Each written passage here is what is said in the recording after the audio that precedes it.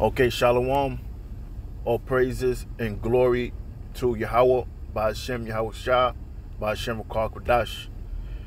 Double honors to the eldest apostles of Greatmillstone. And also I'd like to say Shalom to the sincere brothers that's in the truth of Yahweh by Hashem Yahweh Shah. My name is Lamadia, and in this video I would like to discuss stubbornness. Now, before I continue with this video, I like to break down the meaning of what it means to be stubborn, because oftentimes when the word stubborn is used or used in somebody's language or sentence, is oftentimes is used as a bad thing, as somebody's being hard-headed. So let's break this word down. And as you see on my screen, this is the definition that I got from Google, and it reads: an adjective. Now, an adjective is a word that is used to describe something. So it says stubborn, having or showing dogged determination not to change one's attitude or position on something, especially in spite of arguments or reason to do so. So that's the English definition of the word stubborn.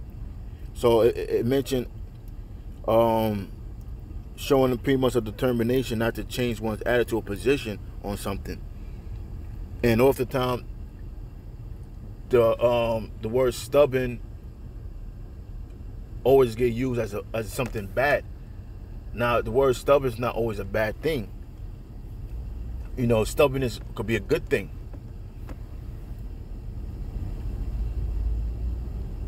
Because you could be stubborn to not change a position to something negative.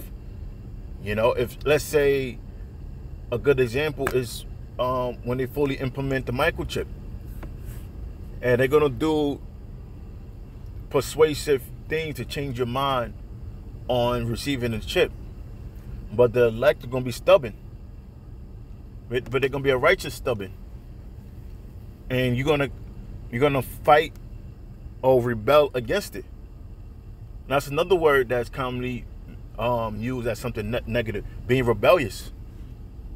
The word rebellious, the word read means against, and you got the word bellium, means to fight. So it means to fight against something. So we're going to be righteous rebellious, and we're going to be stubborn, meaning we're not going to change our attitude or position on the microchip.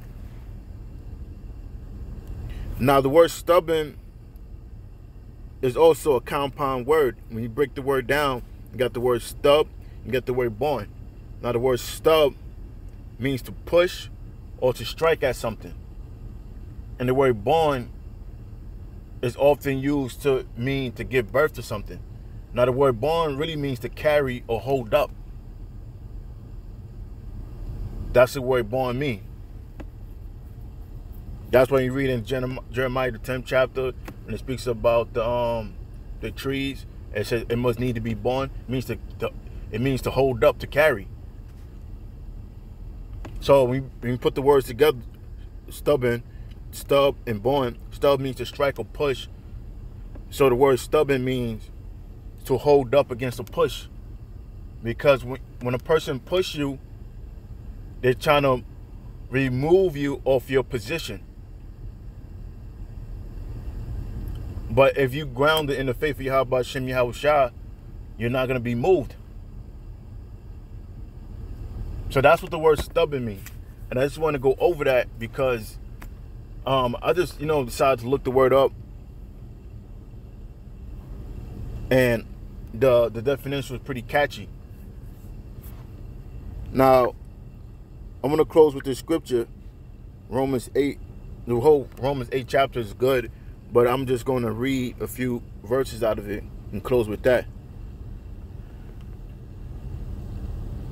All right, so Romans 8 and 35, it reads, who shall separate us from the love of Yahweh Shah? Shall tribulation, or distress, or persecution, or famine, or nakedness, or peril, or sword? And he's asking a question, like, all these circumstances is gonna separate you from the love of Yahweh Shah? Is that's gonna pull you out of the faith? Because a person that fully really believe in the word, none of these things, none of these circumstances shall remove you from the faith. And that's when stubbornness kick in, you know, as a righteous stubbornness.